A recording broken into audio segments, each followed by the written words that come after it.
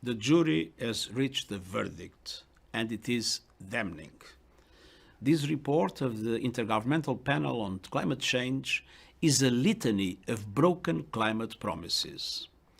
It is a file of shame, cataloguing the empty pledges that put us firmly on track towards an unlivable world. We are on a fast track to climate disaster.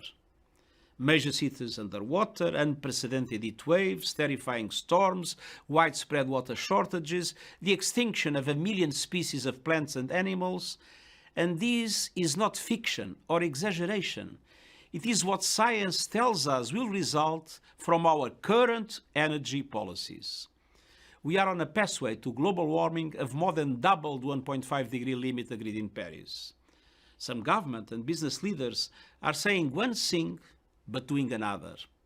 Simply put, they are lying. And the results will be catastrophic. This is a climate emergency.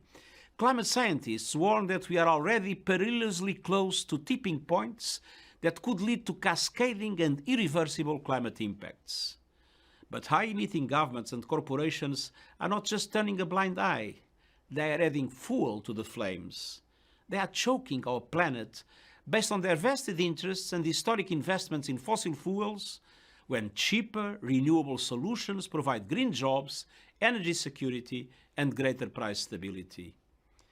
We left COP26 in Glasgow with a naive optimism based on new promises and commitments. But the main problem, the enormous growing emissions gap, was all but ignored. And the science is clear.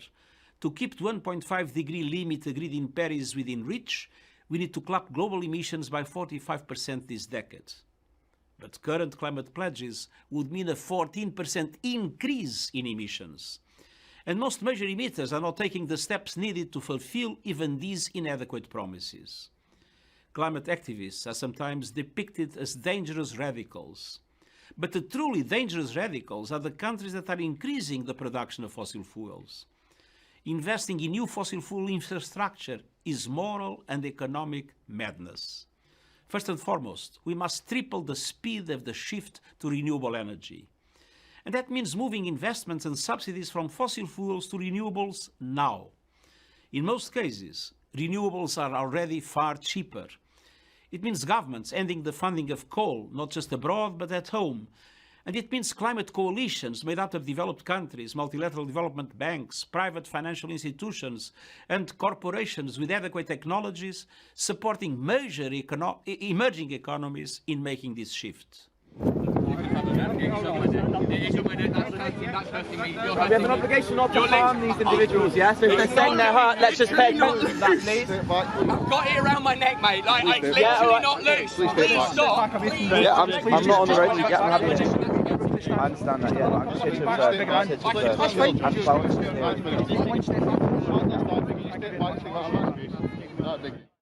It means protecting forests and ecosystems as powerful climate solutions. It means rapid progress in reducing methane emissions. And it means implementing the pledges made in Paris and Glasgow. Leaders must lead. But all of us can do our part. We owe a debt to young people, civil society, and indigenous communities for sounding the alarm and holding leaders accountable. We need to build on their work to create a grassroots movement that cannot be ignored. If you live in a big city, a rural area, or a small island state, if you invest in the stock market, if you care about justice and our children's future, I am appealing directly to you. I'd rather not, because I can't breathe. I can't. Listen to this. Hey, listen to him. It's in the neck. You can video there, just stay. Demand that renewable energy is introduced now at speed and at scale. Demand an end to coal-fired power. Demand an end to all fossil fuel subsidies. Today's report comes at a time of global turbulence. Inequalities are at unprecedented levels. The recovery from the COVID-19 pandemic is scandalously uneven. Inflation is rising, and the war in Ukraine is causing food and energy prices to skyrocket. But increasing fossil fuel production will only make matters worse.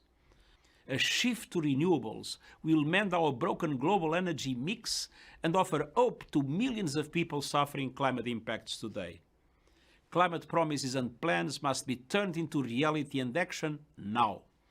It's time to stop burning our planet and start investing in the abundant renewable energy all around us.